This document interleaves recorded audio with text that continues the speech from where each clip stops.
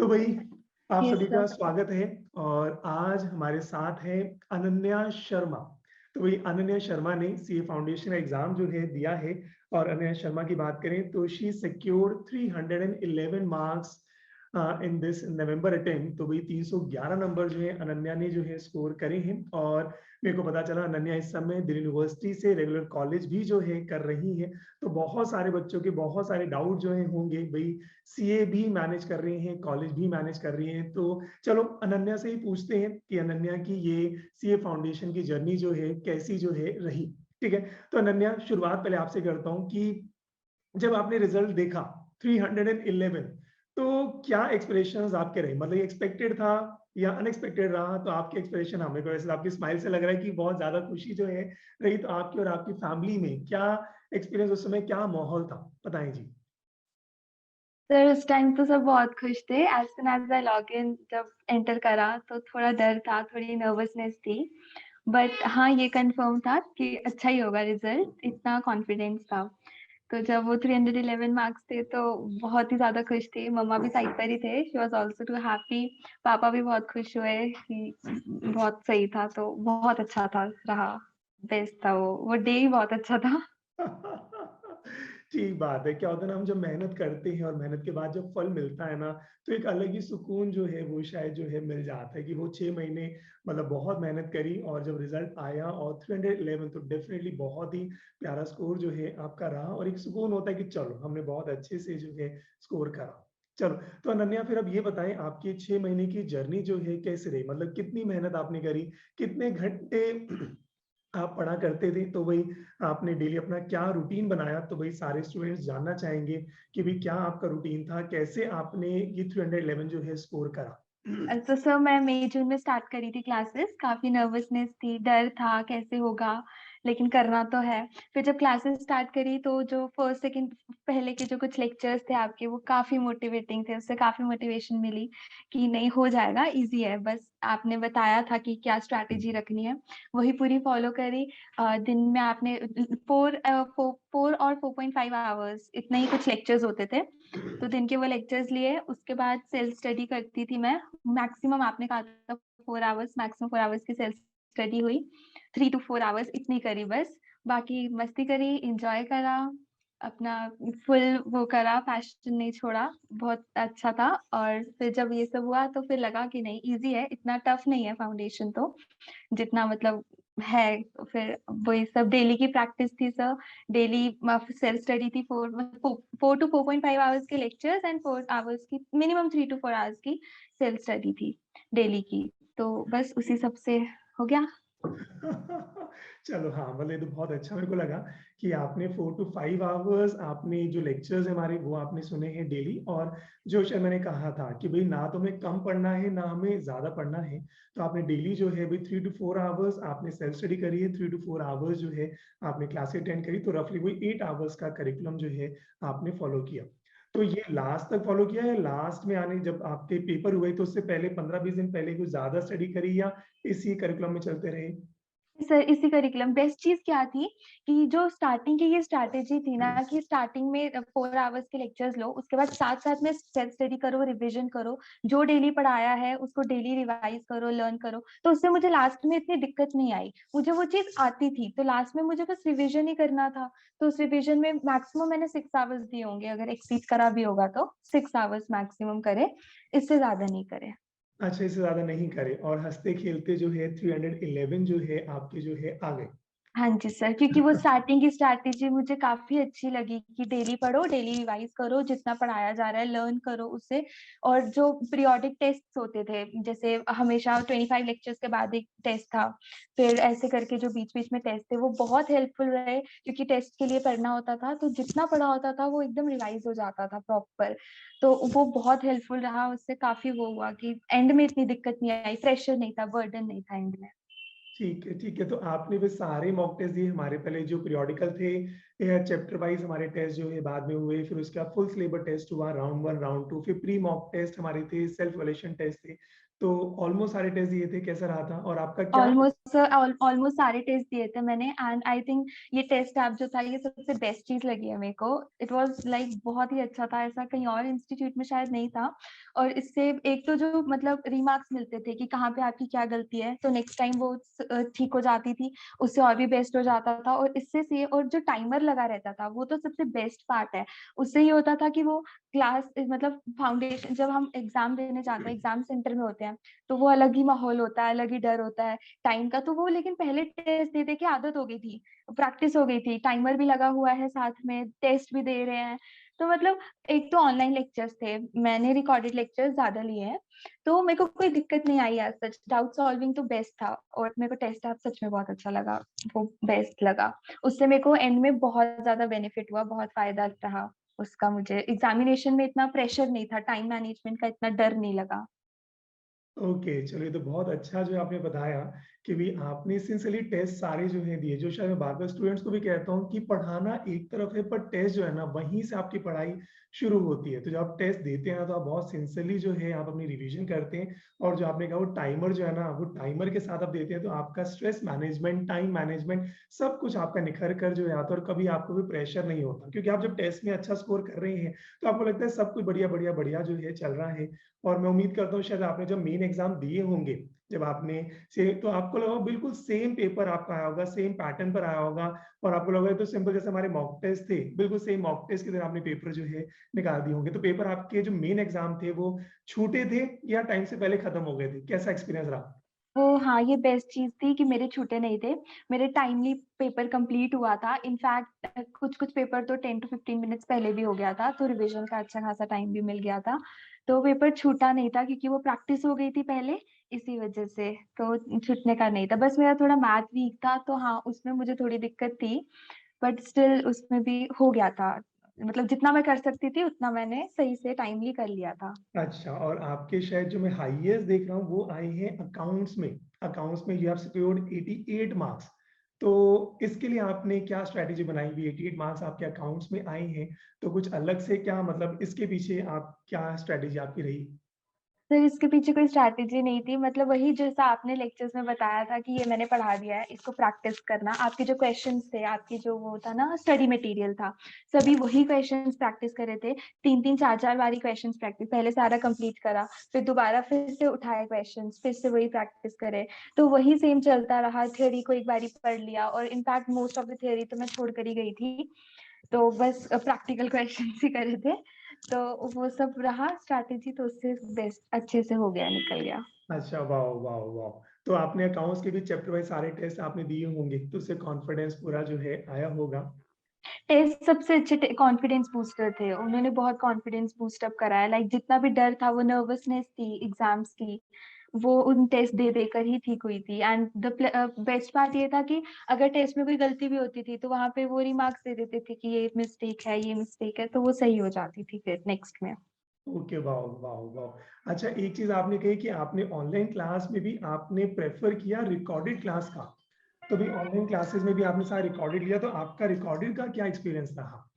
तो रिकॉर्डेड का तो मुझे लगता है बेस्ट एक्सपीरियंस था, क्योंकि ऐसा होता था कभी कभार बीच में टाइम नहीं होता था, क्योंकि कॉलेज भी थोड़ा मैनेज करना था, या फिर वो थोड़ी फैमिली प्रॉब्लम्स भी चल रही थी उस टाइम पर।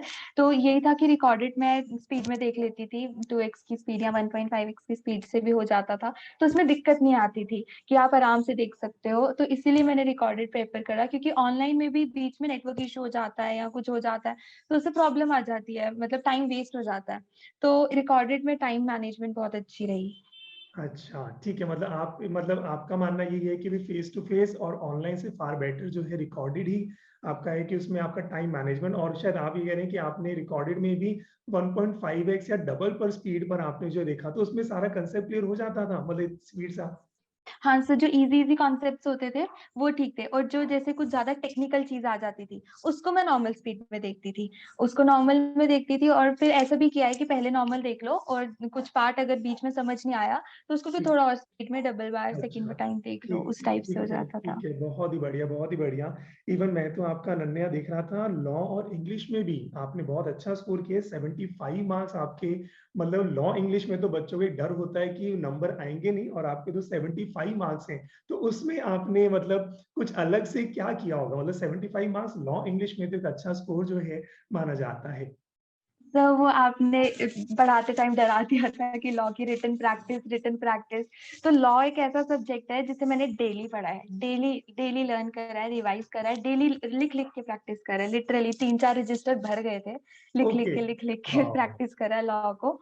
तो लॉ की वही स्ट्रैटेजी थी, लिख लिख के डेली प्रैक्टिस था। और इंग्लिश की तो मतलब मेरे को खुद से इतना पढ़ने की जरूरत ही नहीं पड़ी, क्योंकि मैम जो थे वो बहुत अच्छा पढ़ाते हैं, ईशा मैम। तो उनकी क्लास अगर एक बार ध्यान से अच्छे से सुन लो तो मिनिमम हाफ एन आवर या 1 आवर डेली का रख लो तो इंग्लिश सही हो जाती है। अच्छा, तो मतलब ईशा मैम जो इंग्लिश में करा रही थी, वो मतलब अच्छे से जो है उसी में हो गया, और लॉ में आपने कहा कि आपने 3-4 रजिस्टर जो है आपने भर दिए थे। ठीक है, मतलब लॉ का मेरा वो डर जो है वो ठीक रहा कि उस चक्कर में आपने जो है मतलब लॉ, क्योंकि लॉ मेरा मानना है रिटन प्रैक्टिस जो है ना लॉ के बहुत, मतलब लॉ और इंग्लिश दोनों की अगर बात करें तो रिटन प्रैक्टिस बहुत ज़रूरी है। और वही शायद अनन्या ने जो मेरे को लगा ना एक इम्पॉर्टेंट जो है, बहुत सारे बच्चे जो फाउंडेशन में फेल होते हैं, शायद इस सब्जेक्ट की वजह से होते हैं, लॉ और इंग्लिश। और इसका एक ही तरीका है, चाहे मैंने वो डराया था, मुझे पता था इस डर के चक्कर में ये काम हो गया कि लॉ इंग्लिश एक ऐसा सब्जेक्ट है जो आपको लिखना ही लिखना है। अगर आप ओरली लॉ इंग्लिश याद करते हैं ना तो पेपर आपका गड़बड़ हो जाएगा। तो जो अनन्या ने कहा, एक ये सब्जेक्ट ऐसा है जो अनन्या ने डेली पढ़ा है और लिखा है, लिख लिख कर 3-4 रजिस्टर भरे हैं, तभी शायद अगर बात करें तो 75 मार्क्स जो है इनके लॉ इंग्लिश में जो है आए हैं। ठीक है जी। और मैथमेटिक्स की बात भी करें तो हाँ, मैथ्स वैसे तो मेरा सब्जेक्ट है, मैथमेटिक्स भी मेरा, मतलब अकाउंट्स भी मेरा सब्जेक्ट था, लॉ भी मेरा था। मैथ्स में आपका 69 है, ठीक है, अच्छा है। पर मैं फिर जानना चाहूंगा, कोई अगर आपने कुछ गलती करी हो, जैसे आपके 311 है पर आप कह रहे हैं 69 है, तो आपका मैथमेटिक्स में क्या एक्सपीरियंस जो है रहा? कोई आपसे भूल हुई, ऐसा कुछ है, या मतलब आपके लिए मतलब ये नंबर कम है या मोर देन एक्सपेक्टेशन है? बताएं तो जी। ये मेरे लिए नंबर एक्सपेक्टेड है, मतलब मोर देन एक्सपेक्टेशन भी नहीं है, एक्सपेक्टेड है। एंड प्लस मैथ्स का ये था कि इनिशियली मैथ्स काफी वीक था, एंड मैं सीए में इसीलिए एनरोल नहीं कर रही थी कि मेरे को यही था उसमें मैथ्स है, सबने यही बोल के डराया था उसमें मैथ्स है। अच्छा। थोड़ा डर था, लेकिन फिर सोचा चलो एक बार ही देख लेते हैं करके। तो फिर जब आपके लेक्चर्स लिए तो लगा नहीं मैथ्स इजी है, हो जाएगा, अच्छा है। तो फिर वो आपकी स्ट्रैटेजी अपनाई, जो जो क्वेश्चन बनता था वो करा, इवन मैंने आपसे डाउट्स भी पूछे थे काफी, तो वो डाउट क्लियरिंग्स भी बेस्ट था। फिर जो जो होता गया वो करती गई, बट यही है मतलब ठीक है, हाँ, नहीं, नहीं, फिर जितना तो कर बहुत सकती थी। अच्छा है। मतलब मैं तो एक्चुअली सही में घबरा गया था क्योंकि आपके सबसे कम मार्क्स मैथमेटिक्स में है 69, तो आई वाज़ बिट स्केयर्ड कि सर मैंने कहा कि आपने बहुत बेकार पढ़ाया। पर मैंने कहा चलो एटलीस्ट पता होना चाहिए, तो 69 तो फिर मतलब फिर तो मैं कहूँगा मेरे को बहुत खुशी है कि आप इस मैथ्स की वजह से आप ये सोच रहे थे क्या मैं सीए करूँ या ना करूँ। तो फिर तो मैं खुशी है कि शायद मैंने आपका वो डर जो है निकाल दिया होगा।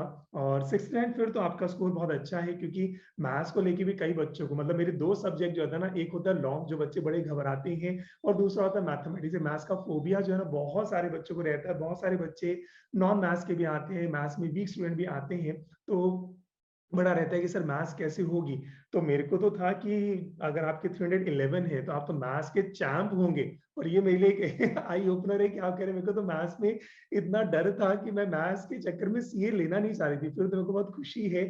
फिर तो 69 तो बहुत एक्स्ट्रा जो है, मतलब अगर आप वो कह रहे हैं कि मैथ्स के चक्कर में सीए छोड़ रही थी, फिर तो मेरे को लगता है कि खुशी है कि एटलीस्ट अच्छा अब मैथ्स का डर खत्म हो गया है, अभी भी मैथ्स का डर है। नहीं सर, अब खत्म हो गया है, जब से फाउंडेशन करा है उसके बाद से खत्म हो गया है।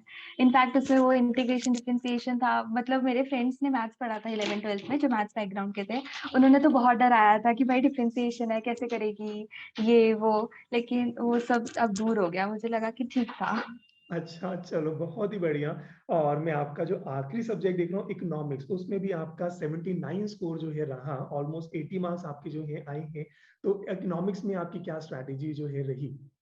इकोनॉमिक्स में तो सेम स्ट्रैटेजी थी, जैसे-जैसे ज्योति मैम ने पढ़ाया, समझाया, उनके लेक्चर्स अटेंड करे, रिविज़न करी, खुद से एक बारी जो नोट्स थे उनको 2-3 बारी पढ़ा अच्छे से। वही स्ट्रैटेजी सेम रही, उनको अच्छे से एक बारी पढ़ा, वही सब था। तो और मैम के लेक्चर्स बहुत अच्छे से अटेंड करे, तो मैक्सिमम तो उसी में कवर हो जाता था। मैम समझाते बहुत अच्छा है, तो इसीलिए उसमें भी हो गया। Okay, fine. बाकी जैसे वो कुछ जैसे ये कंपनीज़ वगैरह का था जिसमें हमें लर्न वगैरह करना था, तो वहाँ पे मुझे दिक्कत आई थी कि वो लर्न करने में थोड़ा तो ठीक है, वो ठीक है। इश्यू हाँ, पड़ा। वो जो बिज़नेस एंड कमर्शियल नॉलेज में शायद एक चैप्टर है जहाँ पे मेरे को ज़्यादा नहीं पता, पर जहाँ पे शायद इंडियन कंपनीज़, इंटरनेशनल कंपनी का पूरा डेटा जो है वो याद करना है। तो वो याद किया था या छोड़ दिया था आपने? सर वो मैंने बहुत मेहनत करी थी, इतनी भी टाइम नहीं लगाया था उसपे। ठीक है। मतलब पहले मैंने बाकी का करा, फिर वो कंपनीज़ के डेटा पर जब आई, तो फिर वो इतना हो नहीं पा रहा था। थोड़ा बहुत 1-2 बार पढ़ कर गई थी बस, तो ठीक उसमें है। से मुझे 1-2 पॉइंट्स याद रह गए थे और वो ठीक पेपर है। में आए भी थे। अच्छा, वाओ! वाओ! तो वाओ! वो ये हो बहुत गया। अच्छा लग रहा। बाकी मैंने उन पे ज़्यादा फोकस नहीं करा और लर्न भी इतना नहीं करा था हाँ, उसे। नहीं ठीक है, वो तो शायद मैं भी कहता हूँ कि वो डेटा, क्योंकि मेरा भी खुद पर्सनल जो मानना है कि इतनी सारी कंपनीज़ हैं और शायद पेपर है, मुझे इकोनॉमिक्स का तो आइडिया नहीं है, मेरे को तो अपने बाकी सब्जेक्ट का आइडिया है, तो इकोनॉमिक्स में शायद वो 7 टू 8 मार्क्स का मे बी शायद आता होगा, तो अगर हम वो छोड़ भी सकते हैं, तो मे बी शायद आपने तभी शायद 79 आपने कंफर्टेबली, मतलब उस चैप्टर को जो आपने ज़्यादा आपने तजुर्बा नहीं दिया और फिर आपने जो बाकी आपने अच्छे से करा, तो 70-80 मार्क्स जो है, इसमें भी आपके जो है आ गए हैं।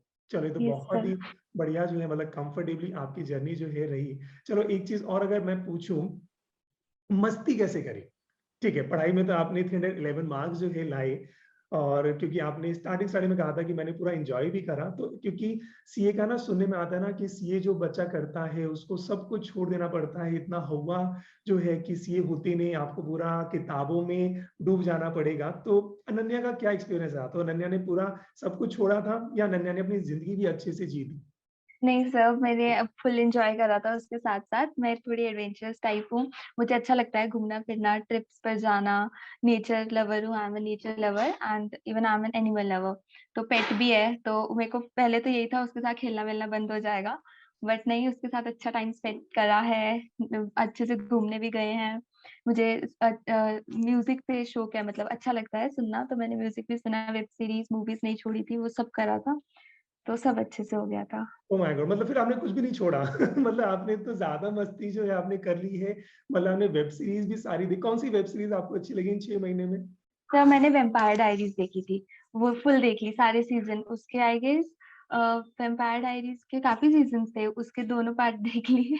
Oh my God! Vampire diaries, मतलब मेरे को तो नाम से ही थोड़ा-सा लग रहा है, पर ठीक है, कुछ होगा। मैंने शायद, हाँ, मैंने अपनी वेब सीरीज़ होती है, पर ऐसे नाम से मैं थोड़ा डर जाता हूँ, तो मैंने वैम्पायर डायरीज़ तो नहीं देखी होंगी, पर ठीक है। अच्छा, वेब सीरीज़ भी पूरी करी है आपने और घूमने भी आप गए हैं, पेट के साथ भी टाइम आपने स्पेंड करा है और इसके अलावा आपने पढ़ाई भी अच्छे से जो है आपने करी है। चलो, बहुत ही बढ़िया। और बस मेरे हिसाब से एक आखिरी सवाल मैं आपसे और जो है पूछना चाहूँगा कि अब लास्ट में, मतलब जे जो सीए फाउंडेशन के बच्चे हैं, उनको अगर पूरा एक क्रक्स दें, तो क्या आप कहना चाहोगे, मतलब शॉर्ट में, कि बच्चों को कैसे पढ़ना चाहिए, क्या करना चाहिए? तो क्या सक्सेस मंत्रा, क्या स्ट्रैटेजी उनको बनानी चाहिए कि उनका सीए फाउंडेशन क्लियर भी हो जाए और बहुत अच्छे मार्क्स से जो है क्लियर हो जाए? तो मैं तो सबको यही बोलूँगी लाइक जो मेरी स्ट्रैटेजी थी, कि अपने लेक्चर्स अच्छे से अटेंड कर लो, फुल फ़ोकस के साथ, उस टाइम मस्ती-वस्ती छोड़ दो, फ़ोन-वोन साइड पे रख दो साइलेंट कर कर।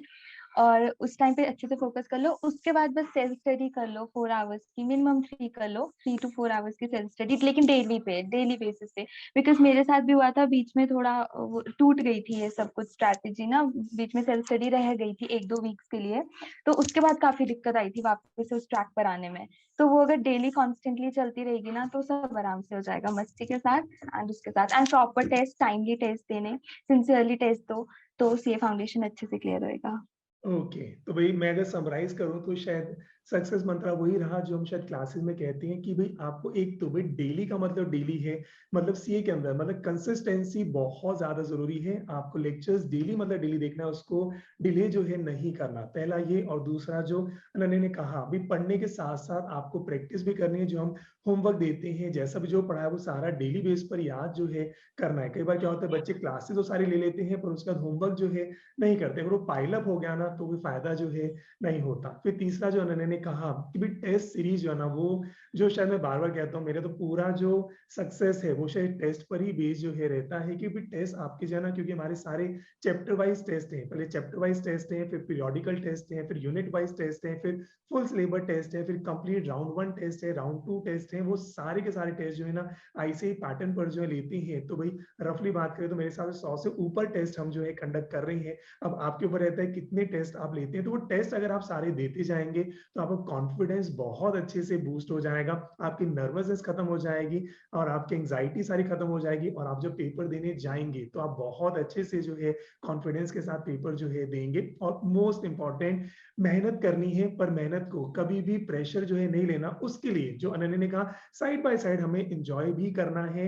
आप वेब सीरीज भी देखें, आप फेसबुक इंस्टा भी जाएं, आप नेचर लवर हैं तो आप घूमने भी जाएं। मतलब ये मत कर देना, कई बार जो होता है कई बच्चे ऐसा करते हैं कि हमें फाउंडेशन करना है, हम कुछ भी कोर्स करते हैं, हम इतना पढ़ना शुरू करते हैं और अपने आप से दूर हो जाते हैं। अगर आपने साथ में अपने आप को हील नहीं करा, साथ में अगर आपने अपने आप को रिलैक्स नहीं करा, तो ये जर्नी बहुत मुश्किल हो जाएगी। और जो नन्हे ने कहा, मैंने तो बहुत मस्ती करी, तो मस्ती जब करी तो मस्ती करते करते करते जो है आपका फाउंडेशन ही बहुत अच्छे से जो है क्लियर हो गया था। Yes sir. ठीक है नन्या, और कुछ मैंने कुछ मिस तो नहीं करा है? नहीं सर, ऑल क्लियर। ठीक है। और जाते आते मेरे साथ आपका क्या एक्सपीरियंस रहा? कोई खट्टे पल, मीठे पल, कैसा है मेरे साथ आपका 6 महीने का एक्सपीरियंस जो है रहा? एक्सपीरियंस था आपके साथ, तो इवन आपके लेक्चर्स इतने अमेजिंग लगते थे ना। अब बीच में लेक्चर्स में जब आप मस्ती भी कराई है, वो कुछ परफॉर्मेंस थी, और बीच में आपने लेक्चर्स में सिंगिंग वगैरह भी करी है, तो उसे तो मैंने डबल ट्रिपल बार देखा है, 4-5 बार देखा है उससे। वो एकदम बहुत बेस्ट था आपके साथ एक्सपीरियंस। आपके डाउट क्लियरेंस भी अच्छी थी। आप जिस टाइप से गाइड करते हो, वो एकदम ऐसा लगता है कि अपना ही है कोई, जो अच्छे से गाइड कर रहा है। एक स्टेप आपने बताया है कैसे करना है, तो it was best. Thank you so much.